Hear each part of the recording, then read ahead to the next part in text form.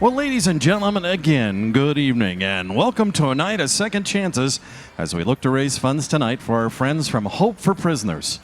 As we kick off this evening in our program, I'd like to invite our MC and Master of Ceremonies to the stage. Let me tell you a little bit about her. I know you'll recognize her. She's an 8-time Emmy-winning TV personality and journalist based right here in beautiful Las Vegas, Nevada. Many of you watched her for years on KLAS TV 8, where she created and led the 8 on Your Side consumer division and helped thousands of Nevadans recover more than $1 million in scams and ripoffs. She's married to the former Hope of Prisoners board member Bob Marshall, the parents of 2 beautiful daughters, and has helped Hope for Prisoners in a variety of capacities for more than a decade. Ladies and gentlemen, if you would please, as you take your seats, help me welcome to the podium our MC and Master of Ceremonies for this evening's event, Michelle Mortensen. Thank you so much. You all are too kind, too kind. I appreciate that. Well, you know, tonight is going to be a very special evening. I know you're excited. I'm excited. We're all excited to honor Hope for Prisoners and the month of second chances. This is one of the best times of the year for Hope for Prisoners, and I know you're going to have a fantastic evening. But before we begin, I'd like us to welcome the Las Vegas Metropolitan Police Department Honor Guard. I'd also like to welcome Vegas Golden Knights singer Carnell Johnson for the national anthem. Ladies and gentlemen, if you would please rise as we get ready to present our colors.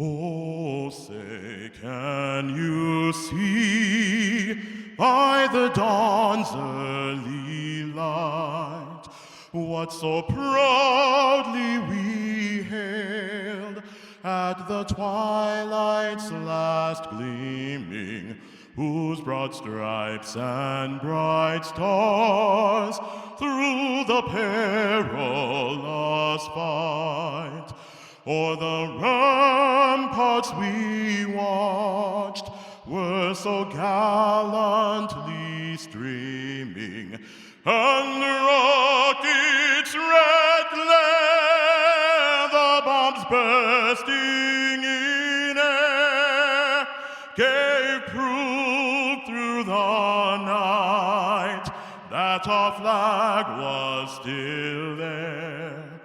Oh, say does that star-spangled banner yet wave o'er the land of the free and the home of the brave?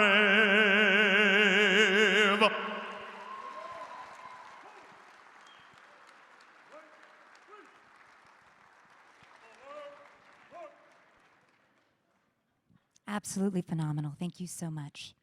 Now at this time, if Pastor James Ward wouldn't mind joining me here at the podium to say a blessing over our food this evening. Is Pastor James here? Oh, there he is. Wonderful.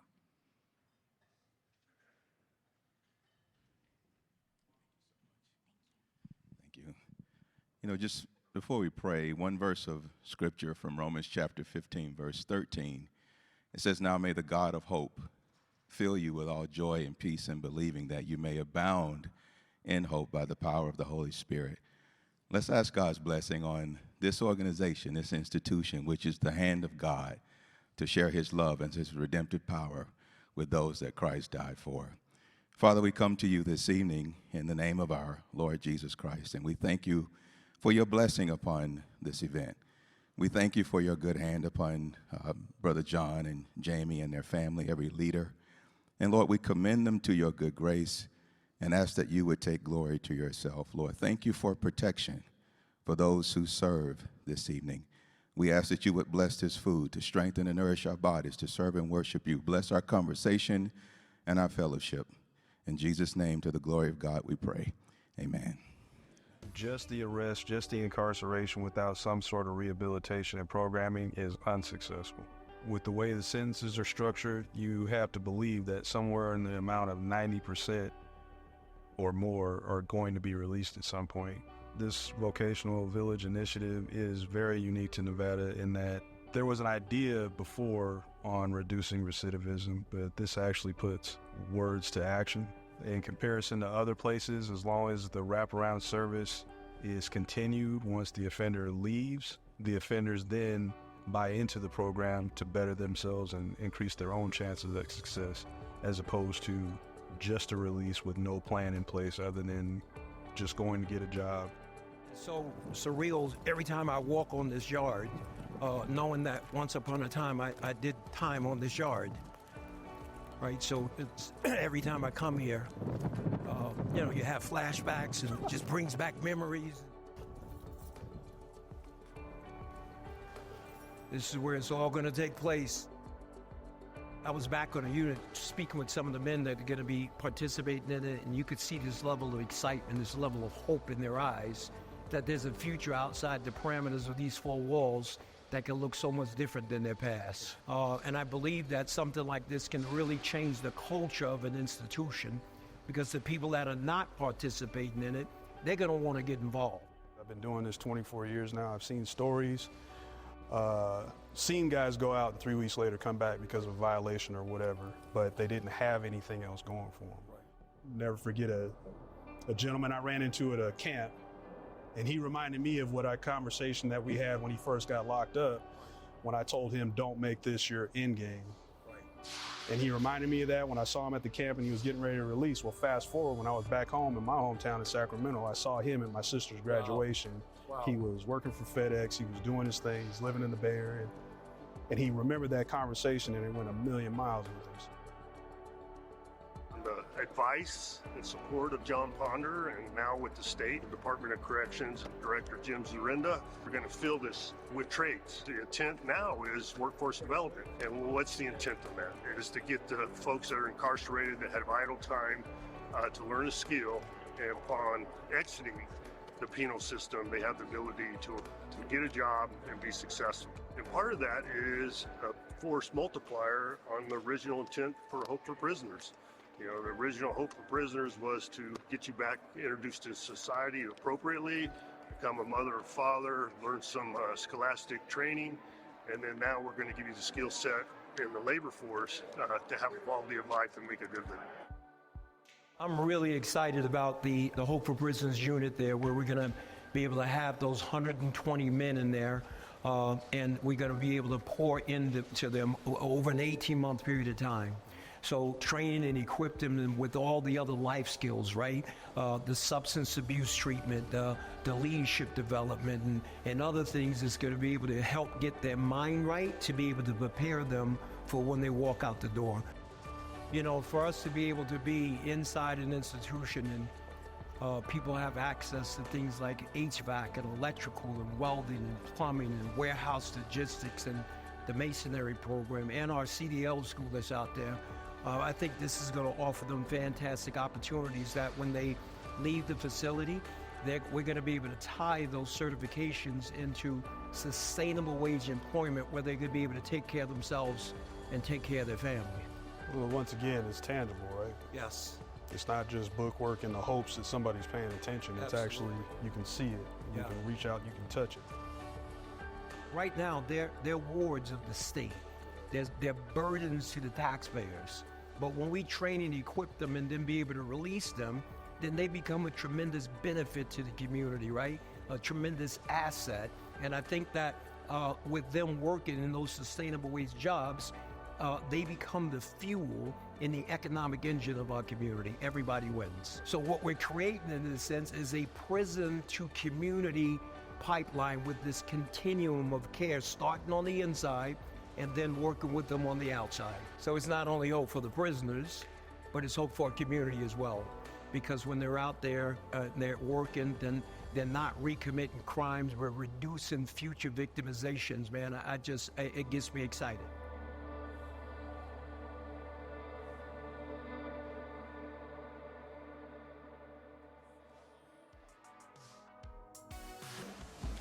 Ladies and gentlemen, at this time, if you would please help me welcome back to the podium our MC and Master of Ceremonies, Michelle Mortensen, as we get ready to begin this evening's program, Live Auction and Fund in Need. Michelle? Well, I hope everyone has enjoyed tonight's dinner. How was it?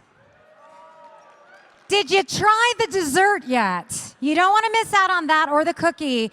I can actually report there are no carbs and no calories in the dessert, so you can enjoy it and it actually tastes good. How about that? Well, you know, we have so many wonderful people joining us here tonight, but I do want to take one brief moment, if I might, to welcome some very special guests. So, if you would, please give a round of applause to all the members of Las Vegas Metro Police Department who are here. And actually, it'd be great if you guys would stand up. If you've ever been to a graduation, you know we always say Metro is our friends. The job they do is absolutely outstanding. They serve and protect our community, and so much of what Hope for Prisoners is because of these brave men and women.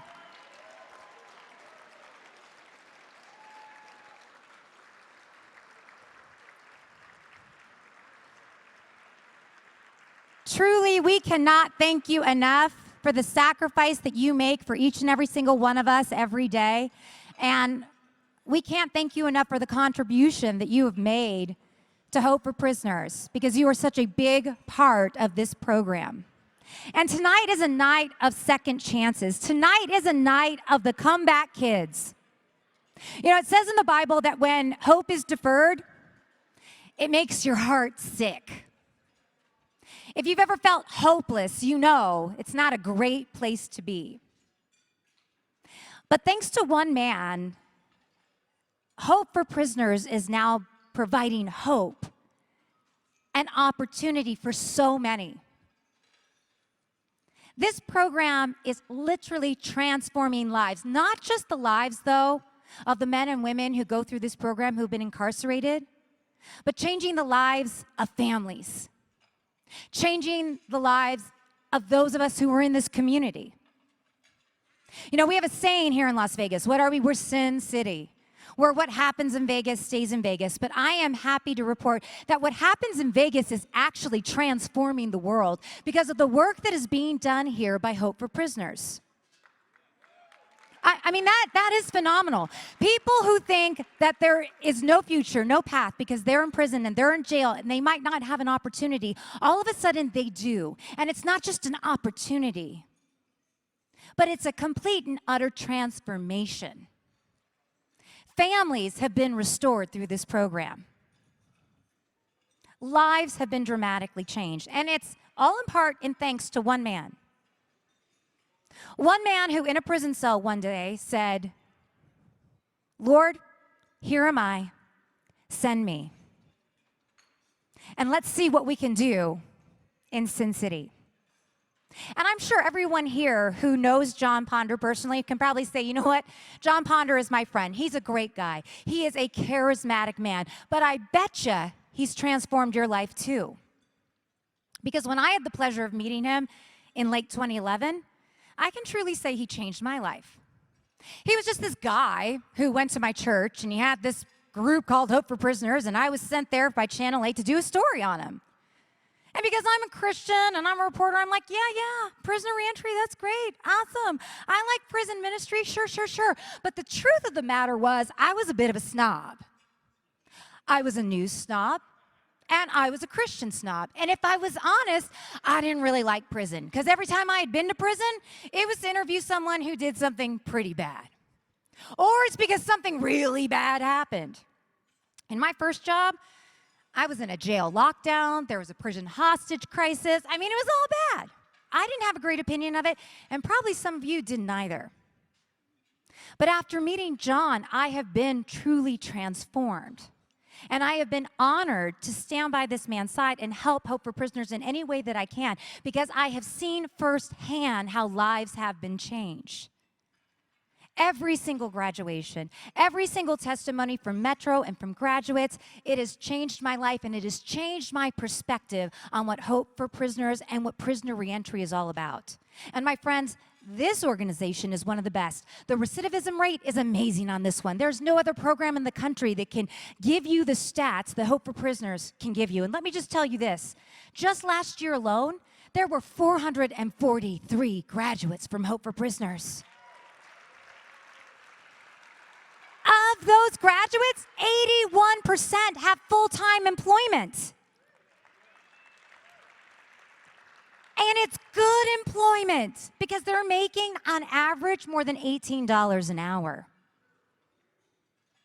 Hope for Prisoners is truly changing lives, and it is in part due to one man who I'm honored to call a friend.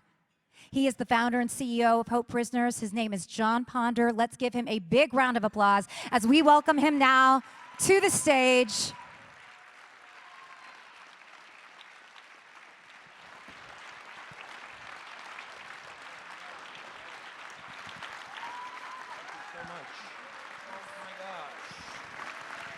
Thank you, thank you, thank you, thank you, thank you, thank you. Thank you, thank you, thank you. Man, Michelle was so good, I don't even think I need to say anything else. Man, thank you so very much for that, Michelle. And welcome everyone to the Hope for Prisoners month of second chances, a night of second chances, because second chances is what Hope for Prisoners is all about. So for those of you who may be new to Hope for Prisoners, you know, what our organization does is we work with men, women, and young adults that are exiting different arenas of our judicial system. And what we do is provide the supportive services to help the men and women that are coming home not only get acclimated back into workplaces, but we make sure there's mechanisms in place through partnerships that we built up with employers that once they get inside those workplaces, they're going to be afforded every opportunity to thrive and be able to grow and afforded every opportunity to succeed. We address the needs for them to get acclimated back into their family, which has been a missed mark in reentry since forever. It's like no one's ever paid the particular close attention needed for the men and women that are coming home, that they need to get reacclimated back with wives and husbands, and particularly to get reconnected with their children. So we work to make sure there's a mechanism in place to help with that family reunification component, because everybody in this room can attest to the fact that if the family life is not right, if the home life is not right, then everything else in the world has the tendency to fall apart.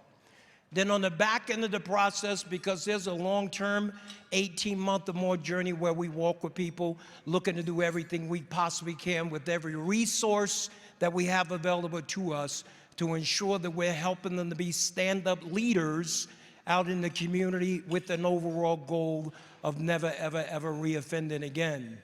You know, Hope for Prisoners, as Michelle said, was birthed out of my own personal experiences.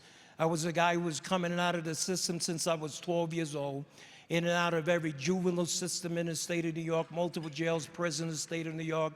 I did 2 terms here in the state of Nevada, and then I got stretched out in the maximum security United States Federal Penitentiary behind 50-foot walls. So coming in and out of the system all that time, I made a whole lot of mistakes trying to get life right. And I would violate and go right back to prison.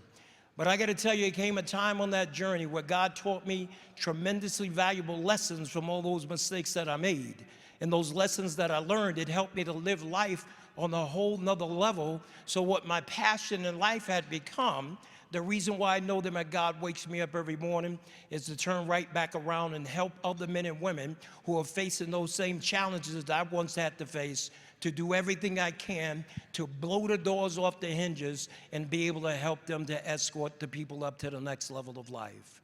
So we've been operating in this space since 2010, and had the great privilege of working with over 5,700 men and women have been through our process. We are very encouraged with the work that we are doing at Hope for Prisoners, but I want to give you a quick update on what we did since our last Night of Second Chances event. See, we were able to raise a whole lot of money so that we could build, in partnership with Nevada Department of Corrections, our vocational village. And what we did with that is that we went inside Nevada Department of Corrections, specifically the Southern Desert Correctional Center, and we have stood up an HVAC, electrical, welding, plumbing, masonry, CDL, a warehouse logistics, and a commercial driver's license school that we have dropped on the prison yard inside Southern Desert Correctional Facility. And it's something that we're, yes.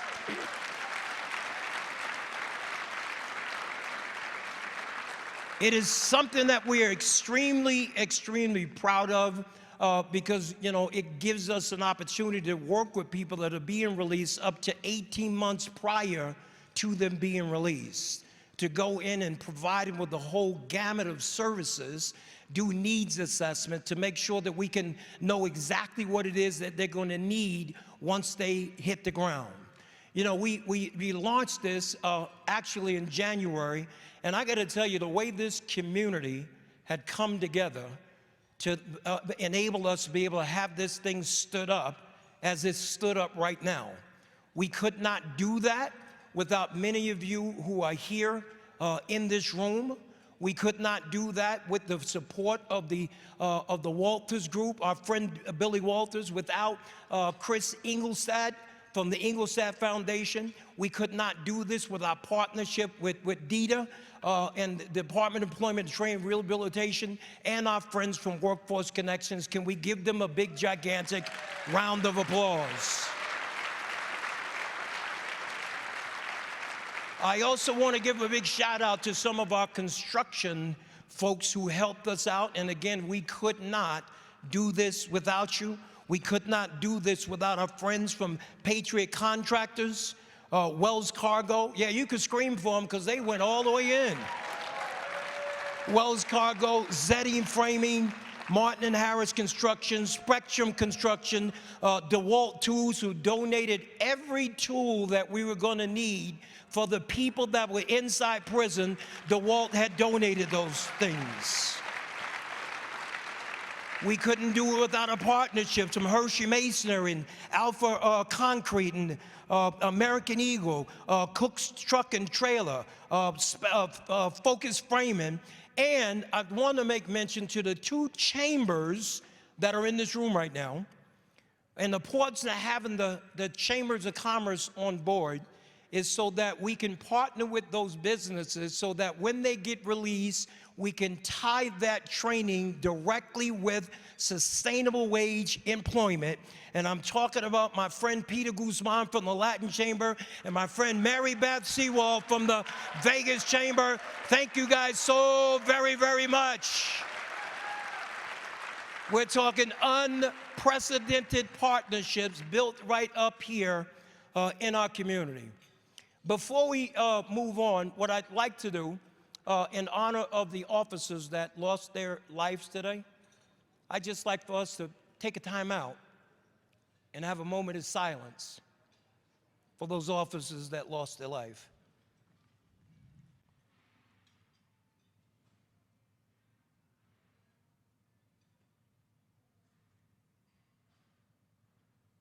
May God be with their family.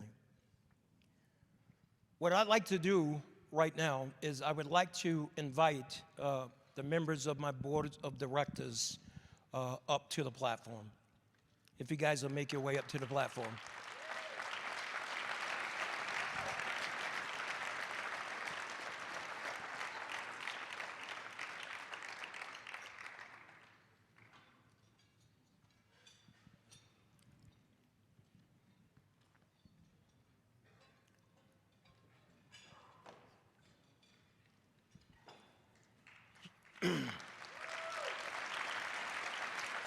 You know, Hope for Prisoners could not do the work without our go-to people. You know, I always tell people that we're working with are coming out of the system that you need to surround yourself with people that are getting the results that you want to get out of life.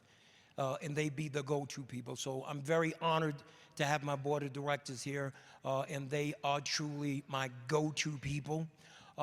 Last year, we were able to give a very distinguished honor to someone who made a considerable contribution to Hope for Prisoners that really was able to get us up and running. And we were able to give Billy Walters the Hope for Prisoners Champion of Hope recognition.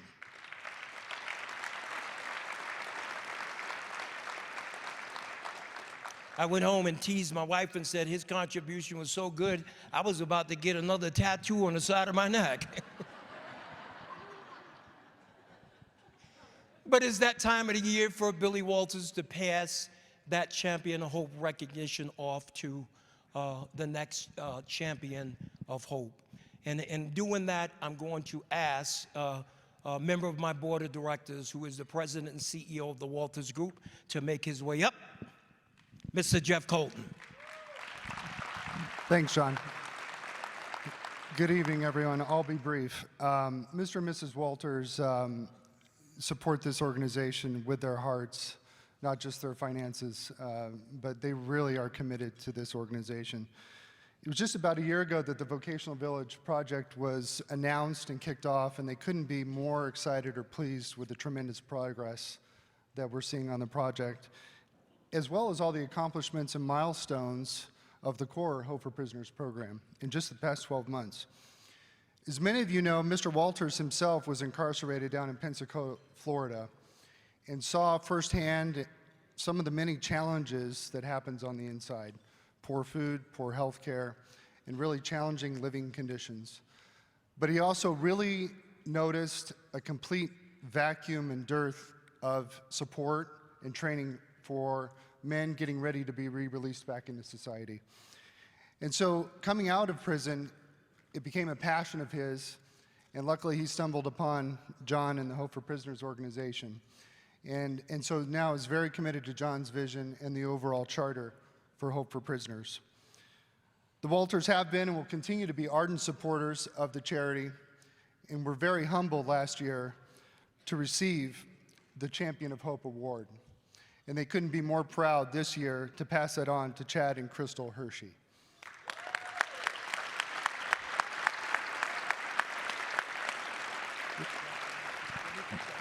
The Hersheys are a couple that cares deeply for those who are struggling and are deserving, very deserving of this award. So congratulations, Chad.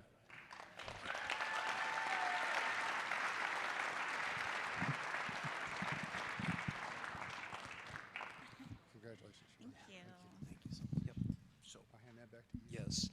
Chad and Chris, if you guys stand up here so we take a picture. We want to give you this recognition for your contributions, your unswerving support to Hope for Prisoners. You know, people say to me sometimes, "Hey, John, you pick up the phone. I mean, every you call, people come." But every time I picked up the phone and called you guys were right there. You know, Chad and Crystal on the spot. The work that we were finishing up, putting the finishing touches on Vocational Village, you dove in head first. So because of your contribution, it is an absolute honor to present you guys with the Hope for Prisoners Champion of Hope recognition. And Chad, can you take this, because this is really heavy, man.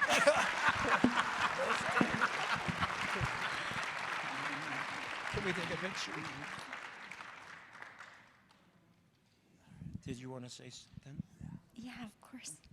Wow, thank you so much. I am completely honored by this. I am honored just to be part of this evening. I am honored to be part of this organization. I hope I can articulate myself in expressing my gratitude. All this month, as we know, it's the month of second chances, and so I've thought about that a lot. My husband and I were just recently in Greece, and I hope this will make sense. But while we were there, I kept seeing all the things that John was doing for Hope for Prisoners and Second Chances. And so it was really just on my mind. Well, on our last day, we were in Athens, and we see the Parthenon up there. And it's this beautiful building that has lasted, thousands of years. And it's still standing, still beautiful. Over Athens, you look up and you see it. Well, I decided to read a little bit about it. Well, it was originally built in like 430 BC. And it was destroyed by the Persians about 60 years later, completely burned to the ground. And the Athenians at first decided just to kind of leave it. They just were like, we don't know what to do, we're just going to leave it. Well, then they decided to rebuild, and they took the pieces from the old burnt building and they rebuilt. And over time, it became something that ended in a temple that was worshipped by Christians when the Roman Empire became Christians. As I thought about this, I thought about how the Parthenon got a second chance. It had built from rubble. We oftentimes will have moments where we feel utterly broken, where we feel utterly destroyed, where our choices or choices of other people have hurt us to the core. But through community and through help and through our Savior Jesus Christ, we can rebuild again. And I just want to testify to you that I believe in second chances. I believe in this work. I believe in what we're doing. And I am so grateful and honored to be here. So here is to second chances.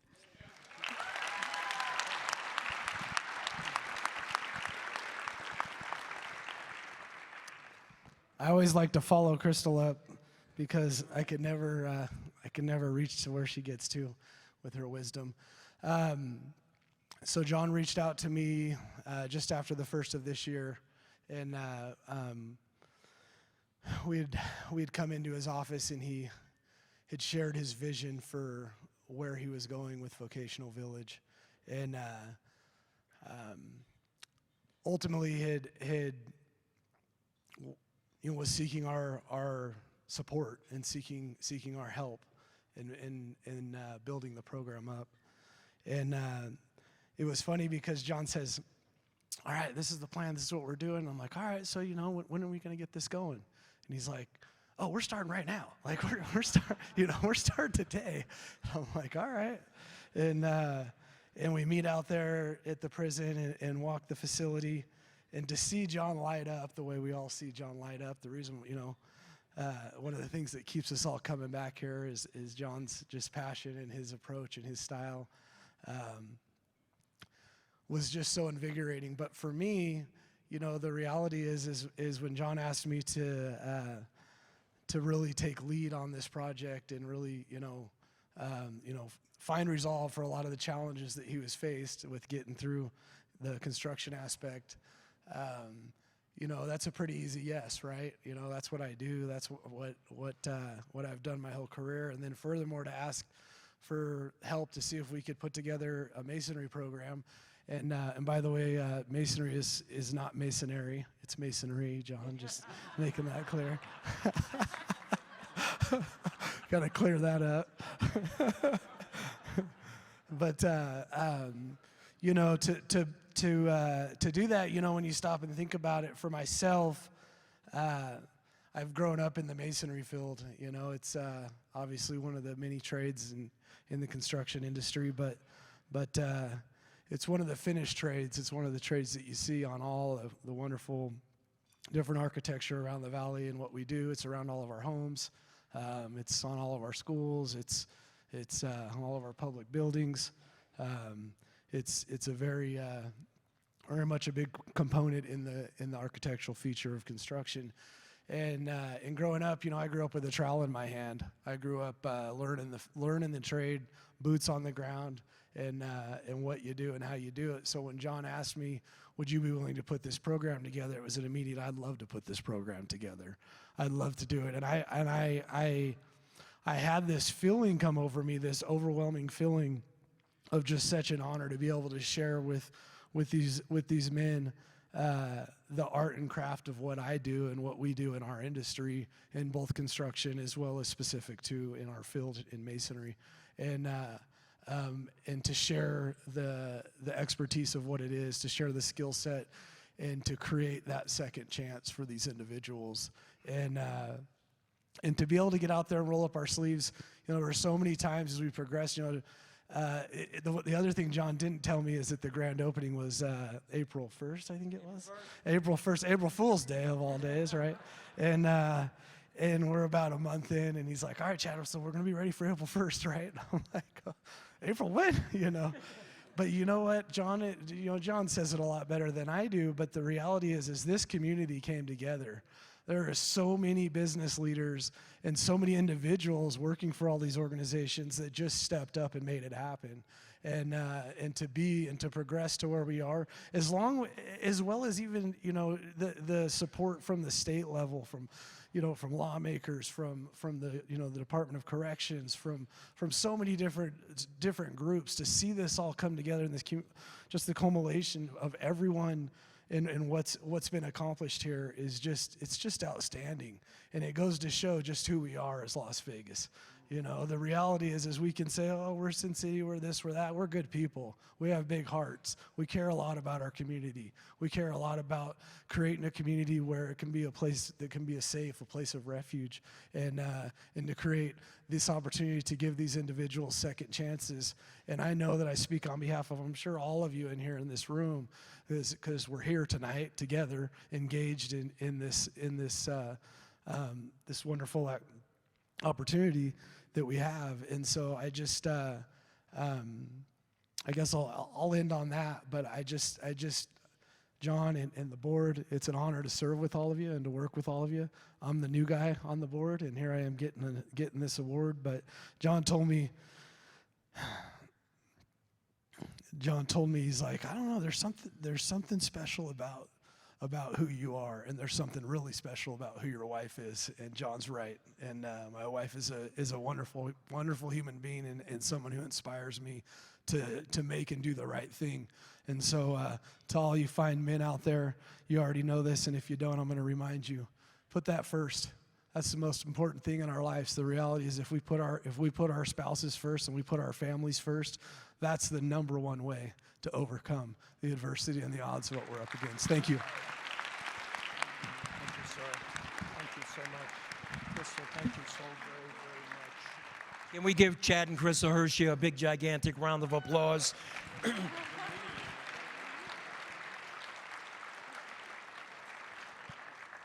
And I'm going to just ask the board to hang out just 2 more seconds. One other thing that I'd like to do. Each year, we recognize the Comeback Kid of the Year, being a Hope for Prisons graduates. And earlier today, we conducted a national Comeback Kid panel discussion. And we brought in 10 of the most amazing comeback kid stories literally in our nation.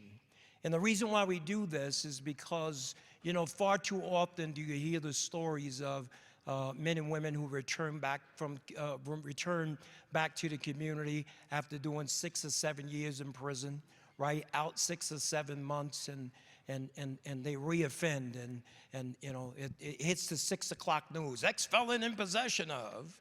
But each and every time those stories hit the 6 o'clock news, it hurts our narrative, the narrative of the work that we're doing.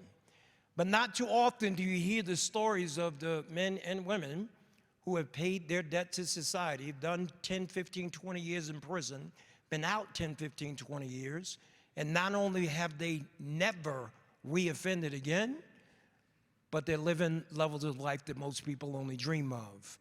And I'm going to ask our Comeback Kid panelists, would you guys please stand up? And if you guys would please give them a gigantic round of applause.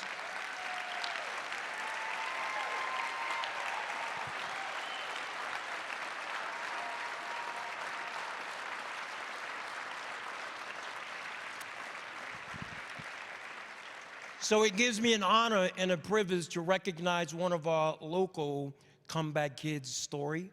It's a gentleman who, after doing 12 years in prison, came home and got connected with our organization. We were able to provide him with vocational training and other supportive services. And now, where he is in life, you'll see why he is so deserving of that recognition of the Hope for Prisoners 2024 Comeback Kid. Would you please join me in welcoming Mr. James Washington?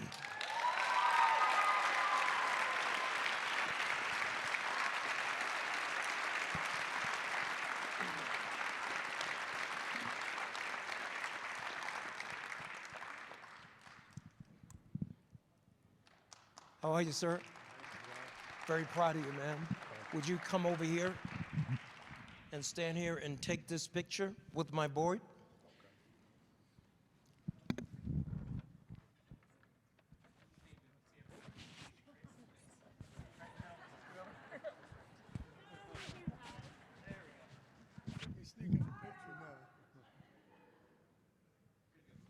And James, if you'd like to say a few words, you certainly can. Thank you, thank you. It's an honor. I wouldn't be where I'm at today if it wasn't for Hope for Prisoners. I'd like to say a special thanks to John Ponder, my caseworker, Carrie DeVoe, my mentor, Graham Miller, Earl McDowell, Carolyn Willis, and Darby. I mean, they were detrimental in helping me get back and reacclimated and just achieve my goals and my dreams, and I greatly appreciate all the hard work they've done. Thank you.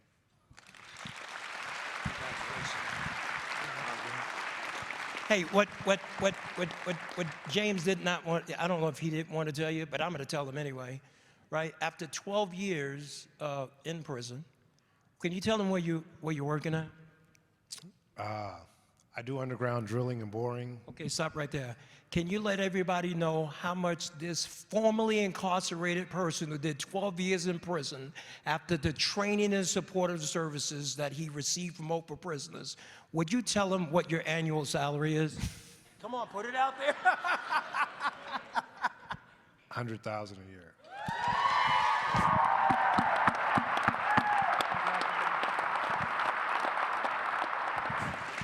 Yes, so James Washington, Hope for Prisoners 2024 Comeback Kid of the Year. And Michelle, I think it's time for me to turn it back over to you because I will just keep going. Thank you, guys. That is amazing. I've never made $100,000 a year in my life. Way to go. I love that. That is awesome.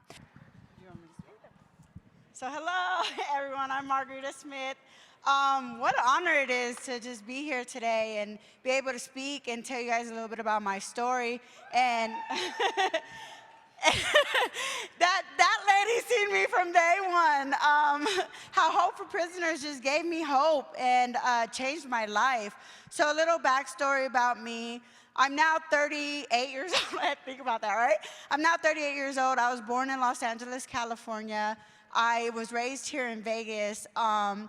You know, I had not too much of a rough childhood, but not the greatest. My mom was an addict. My dad was in prison for the first 15 years of my life. And, you know, I had my 3 children that I can honestly say I abandoned, and I chose drugs and a certain lifestyle over my kids.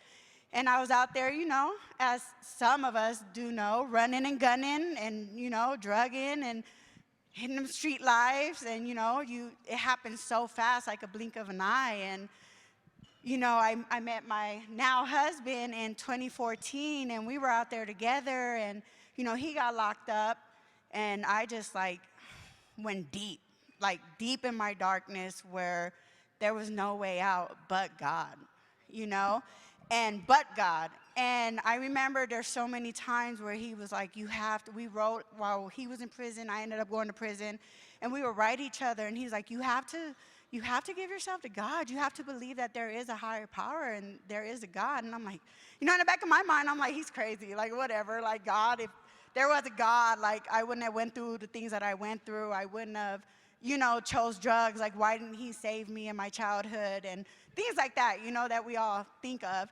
And I remember one day I was in my addiction in 2020, and I remember I was like getting high. He had just left me. When he got out of prison, he pursued me, and he came to the program, and he went into sober living, and I was still out there drugging, and he came to me one night and he was like, look, you need to choose God. You need to, like, there's so much out there. And I'm like, yeah. And, you know, he left. He gave me an ultimatum and he left. And that night, I remember, like, I'm just trying to get high. I had all my stuff. And for some reason, I couldn't get high. And I'm like, that. Now I look back and I'm like, that was God, right? But I'm like sitting there trying to get so high. And then I remember just like crying out.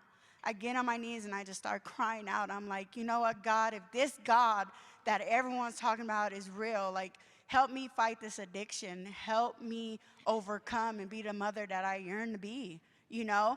And I remember waking up the next day and I go to a sober living, and then, you know, he was telling me about Hope for Prisoners and Marche and all of this. And I'm like, okay, well, I remember lying to him when he first started. I was like, yeah, I'm up there. I went up there. No one was there. And he was like, no, you weren't. You know, I wasn't ready, right? And when I went up there, I seen Marche. I went up there. I was like in a little tank top, you know, a hot mess. And I'm like, Philip sent me. I was 2 weeks sober at the moment. And the way she just welcomed me with love and was like, no, we'll get you started. She signed me up. And then I met John. And he, you know, he gave me hope when I was so hopeless. And when I went into the program, you know, they believed in me. You know, they believed in me when I didn't even believe in myself. And, you know, my husband would always, or my then boyfriend, would always tell me about God. And I'm like, whatever. I didn't really listen. He was planting the seed, but I didn't really listen. And I remember when John said his story, and I want to thank you so much for that. When he said his story, I hadn't been to church yet but once. And I'm like, okay, I remember sitting in the room, and I'm like, all right, God has to be real. This God that everyone is talking about has to be real. So I remember going to church that Sunday, and I'm like, all right, you know what, I can do this. I can do this. And I want to thank Cynthia and then my caseworker, Suzuki, and John that believed in me. Like, this program believed in me and made me get closer to my higher power. Like, all glory to God for this. But I remember sitting in those rooms so hopeless. And by the end of my 2 weeks, meeting Greg and meeting the other lady, I believe Barbara, meeting Barbara, and just them like, yeah, you can do this. Like, there is hope and there is a second chance for you. And I can honestly say now, today, I give hope. I am a leader in my women's ministry in my church. I do, thank you. I do West Care meetings. I give hope to the hopeless, all through God. God uses me in a mighty way now. And I thank this program from the very beginning. And now I can, like, I'm a wife, guys. Like, I'm a wife. My oldest son here, you know, Jordan, I abandoned my children for 13 years, and the fact that he loves me and calls me mom, my other kids can call and depend on me. My aunt, their Gloria, recorded me. Like, we can now depend on each other. My family can confide in me, and that's because of my Redeemer. Right. You know, God does redeem us, and, you know, I'm here and I can celebrate Mother's Day now, like, you know, and all because my husband planted that seed, and when I came, it was confirmed through John Ponder and his team, my family, the soldiers that fight for us. They fight to let you know there is a second chance. There is hope out there, and this program changed my life. Number one, God, but this program changed my life, and I remember my husband telling me one day, if we're ever going to work, you have to love God more than you'll ever love me. And I didn't understand that. And then when I seen John Ponder at my graduation, he said, you know what? Every time I see you, I see him. Every time I see him, I see you. Don't lose that. Yeah. And we say because our foundation is built on God. So I want to thank all of you guys. Thank you for allowing me to come and share. And just, you know, if anyone's out there, I know we got people from Casa Grande. I know one of the ladies, Chola, you know what I mean, that known me when I was in prison. Like, there is hope, and just trust the process. This program goes out their way for us to let us know we are important and we do matter. So that's all I got. Thank you. I'm gonna. Can you give her a hand for that? But before you go, I know that you're. Just say you're very, very proud of you guys, right? But I do want to know because I know we have some of our union folks in the room. Yeah. Wait, are you guys working? Yeah, so we're both union members now. Oh, so no, husband and wife heroes. team in the union. Oh, Junior is too. So we actually do what these guys back here do and set up these stages and LED walls. We're part of the local 720. We do all the conferences. So yeah, we're union bound now, and yeah, just great. I'm gonna pass it over to my now husband, and then my son's gonna share something. Okay. I just want to say something real quick. When I first entered the program, I went there just to, do the check-off list and stuff, but what I got out of it was amazing. The vivid vision. Oh, yeah. The vivid vision is real. I mean, I wrote something down there and I didn't expect to see it, but what I wrote on there, I am living out now. I am in the union, which was on the Vivid Vision. I live in a 2-car garage home, and I have a car, I have a bike, and I have all these things I didn't ever imagine. I'm married. It's amazing, and this comes from a person who was addicted at the age of 11, who was in and out of juvenile hall till I was 18, did 6 prison terms, 2 habitual criminals, and I am out since 2019, never had the desire to go back, and I'm done with that life. Thank you, John. One more thing about that vivid vision.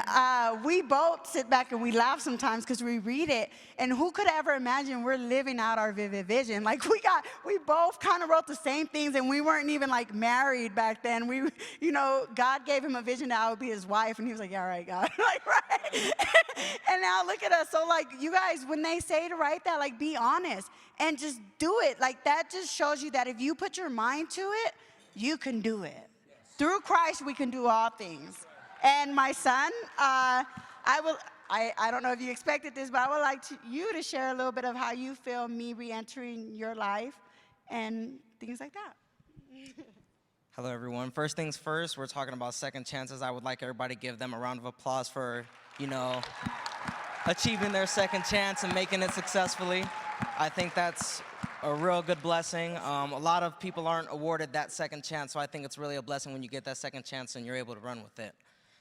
At the age of 5, you don't really understand your parents abandoning you. Luckily, I've had my dad in my life. He's been such a great, great, great role model for me, putting me through sports, cheering me on through school. I've graduated high school. I'm in college. Obviously, I'm with the union now doing that, so I would say I'm turning out pretty all right. A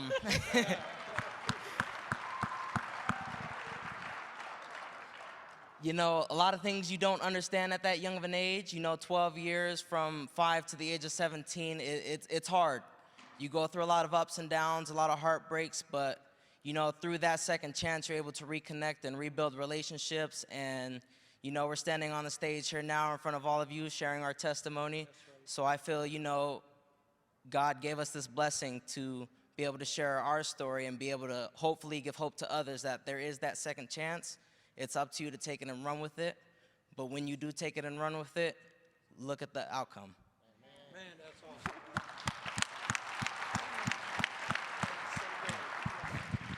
So I want to thank Hopes for Prisoners, Mr. Ponder himself, for allowing my mom and her husband that second chance to be able to stand here in front of you guys. I would like to thank you for bringing her back into my life, because it means so much to me, my 18-year-old brother, and my 17-year-old sister, that we are able to reconnect and build this relationship with my mom. And, going through those years of heartbreak, now having to feel like your heart is whole again, it means the world and space and, anything you can imagine more to us. So I want to say thank you. You're very, very welcome. I am so very proud of you guys. Thank you. Philip, come here, give me some love, man. You see, Michelle, that's how powerful those. I'm choked up, I'm sorry. Yeah, Jordan got me just now, right? But that's really what it's all about. yeah. That family reunification piece. Yeah, I think that when you see, remember we were talking about the success of what it is that we do. We know that there's 4 things that people need in order to be successful on the outside. When you address the need for housing, Yes. when you address the needs for family reunification, when you address the need for employment, and when you address the needs for transportation. And when we're able to provide those things for these families returning back to the community, right? Now listen, they're both plugged in with the unions. There was some supportive services that they needed in order to be able to get there. We have a wonderful speaker who's going to be joining us here now. I was told this man is the GOAT, the greatest of all time. His name is Glenn Martin, and when you learn about Glenn, you will see that he absolutely is. This gentleman left prison in the year 2000, and in the last 24 years, he has done remarkable things. He has directed a handful of national criminal justice reform organizations. He has created GEM Real Estate and Gen Trainers, a multi-state real estate investment company, and a successful nonprofit consultancy company. He truly is someone who lives and breathes prisoner reform and prisoner reentry, and it is my honor and privilege to welcome Glenn Martin to the stage right now.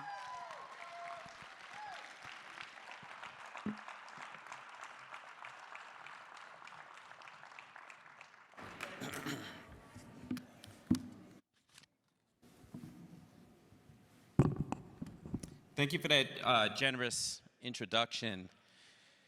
Woo. Good evening. This is such an electrifying space, so full of energy. It's got to be a Vegas thing. I know you hear the New York accent. It's got to be a Vegas thing. I'm so happy to be in the room. I'm honored that you asked me to come here and serve as keynote speaker this evening.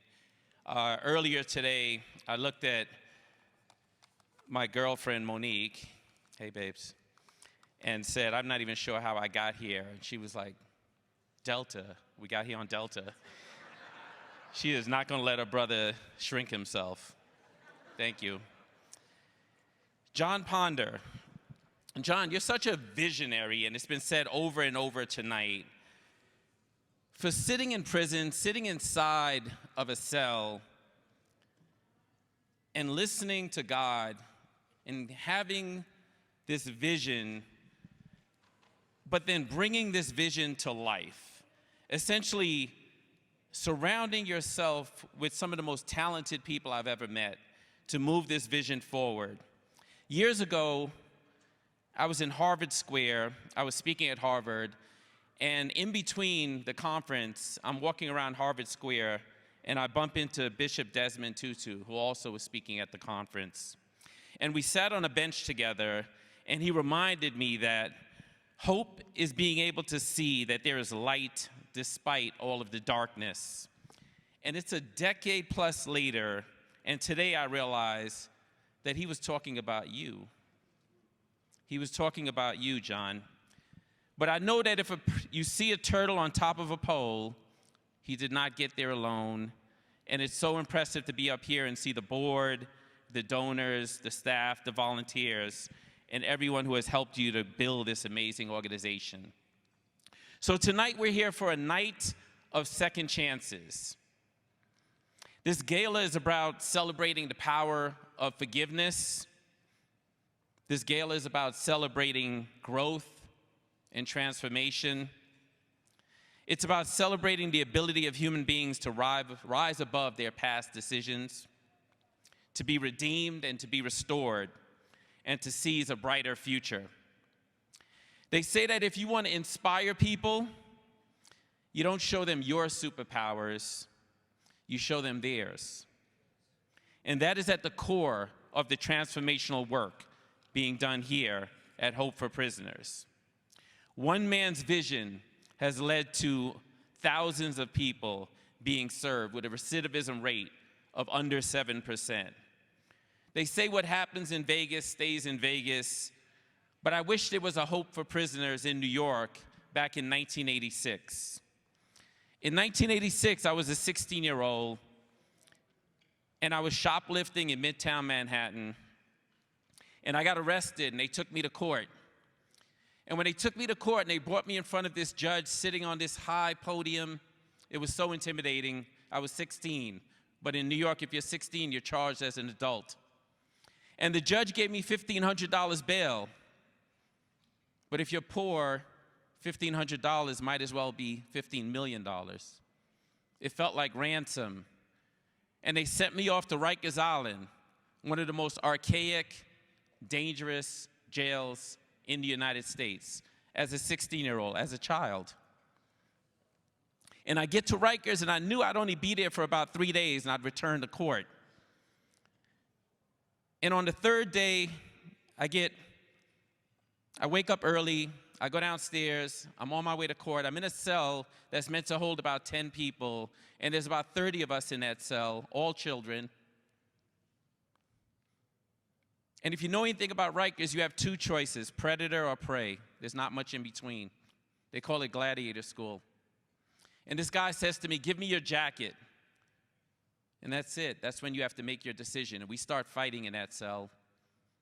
Within seconds, I felt myself bleeding down my neck. I was stabbed 4 times in that cell. I went to court that day.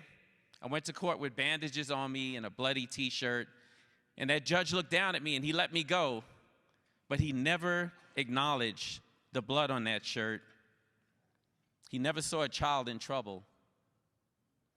That horrible experience led to a youth filled with criminal activity and arrests and many more stints in jail, and then an arrest that came with a plea deal offer of 20 years. I felt hopeless. My family and I pulled together every dollar we could find, sold our possessions, got a lawyer. I spent a year on Rikers and ultimately got a plea deal of 6 years. I recall, however, the prosecutor at my sentencing talking to the judge, and he said, "Your Honor, I want to go on the record as disagreeing with this plea deal. Mr. Martin will never make anything of himself. He will never contribute to society, but only serve as a leech on the rest of us good people. He's irredeemable. He's a criminal." I was 23. In the United States, sentencing is this very ceremonious moment where we take away people's citizenship and we relegate them to being less than the rest of us. We send them off to these facilities far away with really high walls to serve time, and we remind them that something has changed, that they are no longer with us. And at the same time, we have yet to come up with a ceremony that brings people back, that lifts people back up, that returns their citizenship to them. We have no equal ceremony. After sentencing, I was shipped off to a prison. Transfer between prisons in New York, a trip that would take 8 hours, can take days. And so I'm in the back of a bus, shackled. There's a bunch of us there. And we're on our way to orientation. And it's really interesting because I grew up in Brooklyn, New York, but I had never really been out of the 5 boroughs. And here I am shackled in the back of the bus, heading upstate New York and seeing these beautiful mountains, horses, cows, trees, sunshine, grass. And we're driving through this beautiful, small, idyllic town, something straight out of a postcard. And as we're going down Main Street, and I see the post office, and I see the deli, and I see this cute little gas station, the bus makes a left turn, and I see the tallest, darkest, most foreboding prison wall you can imagine. All made of stone, dark gray, huge wrought iron gates. The bus was heading right for the gates, and I looked up, and there was a dark cloud over this prison, lightning bolt down the middle. Stay with me. Really intimidating. And we get to the prison, and they take us off the bus, and we're walking down this extremely long tier of cells. And every time we'd get to a cell, they would unshackle one of us and tell us to go into the cell. And as I walked into the cell, and the gate slammed behind me, I could see eyes in the cell. It was dark. And I knew I was going to be in there for a couple of days because we got there on a Friday, and that meant you were going to be there for the weekend. And I was scared. People think when you go to prison, you're not scared because you're serving time. I was scared. And I said to the guy, "Hi, my name is Glenn." And he looked up and he said, "Hi, my name is Arthur." I knew I was going to spend 3 days with Arthur, so I got to know him. Arthur was 37, but he had already done 21 years in prison. Arthur got a plea deal when he was younger, and he didn't take the plea deal, and he went to trial. And there's something called trial penalty. You should have taken the plea. You get much more time. He got 25 years. Every few hours, Arthur would go to the prison gate, and he'd be administered Thorazine. And he would sleep most of the time that he was in the cell, but he told me a lot about his upbringing. He told me his dad sold drugs, his grandfather sold drugs, his aunt sold drugs, his mother sold drugs. He sold drugs.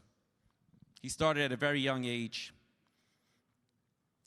In this prison cell, they would leave the windows open on the tiers. And this is upstate New York. Eventually, it was freezing in the cell. And when you travel, you don't have any of your stuff with you. So all you have is the blanket that they give you and the clothes on your back.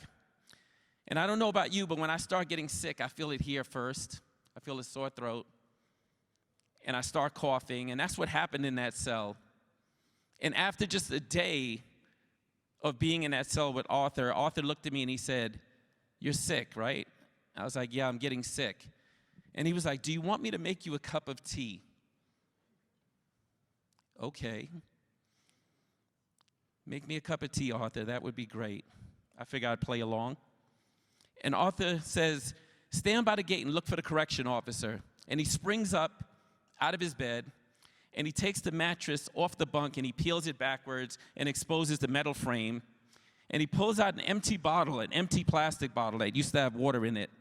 And he ties a string to the top of the bottle and ties it to the light fixture. And it hovers just above the bed frame. And he takes the toilet tissue and a pencil with a number 2 lead, and he uses the outlet in the cell to light the tissue on fire. And now the bottle is hovering just above the burning tissue slowly. And the bottle begins to melt and constrict, but it doesn't burst. And the water in the bottle begins to boil. And then Arthur rips open the collar of his prison outfit and pulls out a tea bag and pushes it in the bottle and hands me a cup of tea. I've told that story many times. Let me tell you why I tell that story. Because we lock up some of America's best and brightest. That is what I learned in prison. We lock up some of America's best and brightest people with tremendous amount of opportunity. And I carry the story of Arthur with me every day since leaving prison. And I say it out loud. I've said it out loud for 24 years in front of anyone who's willing to listen. Because the problem with mass incarceration is the more you describe how many people we lock up and how long we lock them up for and the lack of opportunity on the inside, is the more the average person feels like, what can I do about that? That's so much. What can I as one person do about that? But I'll tell you, something else happened to me when I was in prison. When I was at that orientation facility where I ultimately ended up, I took this test to figure out what type of job I would have while I was in prison. It was an aptitude test. And I'm taking the test like anyone else. I know I got 6 years ahead of me. And as I finish the test, I'm sitting there and I'm daydreaming about the world going by without me. I'm 23. And then I feel this hand on my shoulder. And I look up, and it's the correction counselor. And he says, "You should go to college." That's the first time anyone had ever said that to me. Someone could have said that to me many years earlier. And this person, who would probably see 300 other people like me that day, decided to plant a seed that would grow into a tree that would cast shade that he may never enjoy. But that is what every one person can do to save a life, to redeem a person, to give them a way back.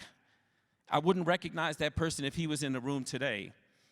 But when I look out onto this sea of faces, I see so much opportunity for people in this room to help 23-year-old Glenn Martin. Because there's so many others out there that all they need is someone to put their hand on their shoulder and see something in them that they may not even see in themselves. And I was shipped away to a prison 10 hours away, and it was a college program. And it was one of the last remaining college programs in prison in New York. And suddenly I'm in a prison cell and I'm learning psychology, sociology, religion, philosophy, economics, English. I'm reading Mark Twain, Toni Morrison, Ernest Hemingway, J.D. Salinger. I'm taking Russian literature as an independent study in college, in prison. And it wasn't college as a credential to get a job. That's important. But it was the journey more so than the destination. It was being more liberated in those books than I had ever been growing up in Bedford-Stuyvesant, Brooklyn. College gave me hope. The other men in the program gave me hope. It also taught me, again, that we'd lock up some of America's best and brightest. It gave me hope for myself. It gave me hope for prisoners. Redemption and grace at their core are about the fallibility of all human beings and the ability of all human beings to see themselves in someone else's story. I left prison owing $83,000 in fines, fees, restitution. Today, I employ other formerly incarcerated people, and $83,000 is about my monthly payroll expenses.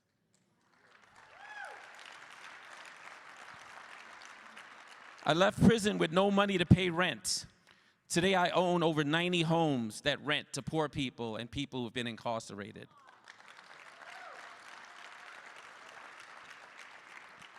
I left prison, and a correction officer told me that me being there was going to help him buy his boat, and that when my son got there, it was going to help his son buy his boat.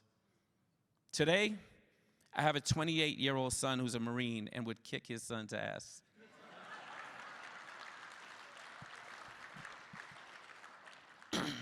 While we work on a justice system that is more parsimonious, more proportional, more just, and more equitable, each of us has the ability to help redeem someone else's story, no matter what they have gone through.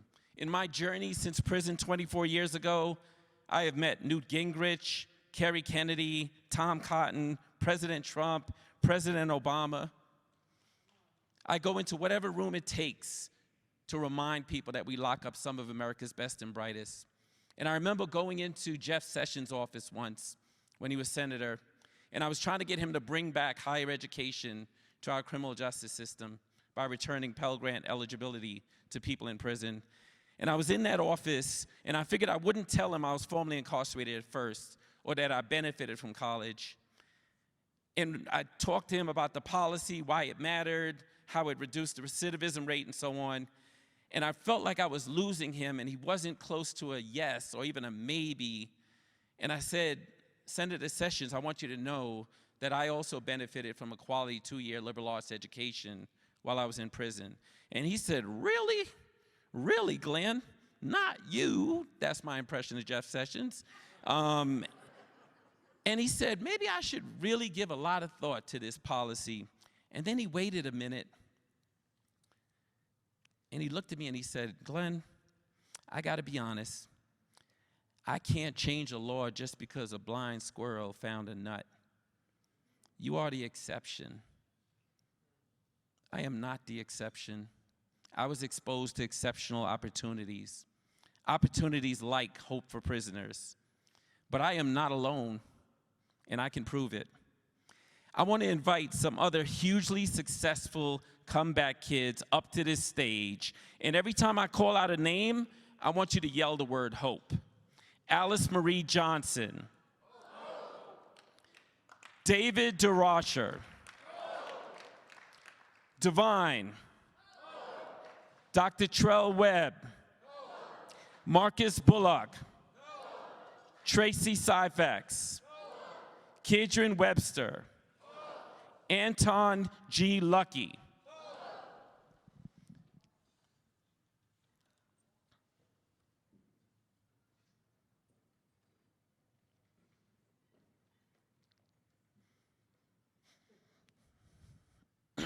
We lock up some of America's best and brightest.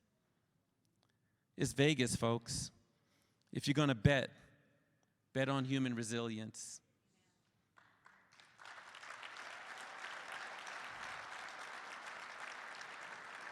Open your hearts, open your minds, and it's a gala, so open your wallets. Thank you, folks. Have a good night.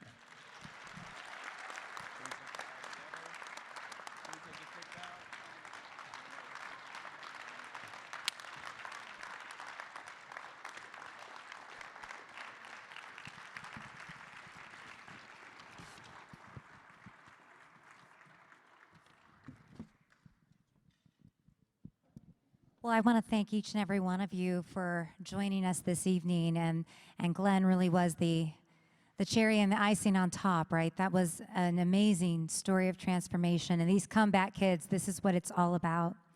So thank you so much for making a little bit of time this evening for Hope for Prisoners, for Second Chances, and for the comeback kids. This is the end of our evening tonight. I would just like to remind everyone that if you did bid on an item or make a funding donation, you can pay cash or check at the checkout tables, or you can give your credit card, and those will be processed in just a little bit at 10 o'clock tonight. I hope you all have very safe travels home, and thank you again for supporting Hope for Prisoners and the month of Second Chances.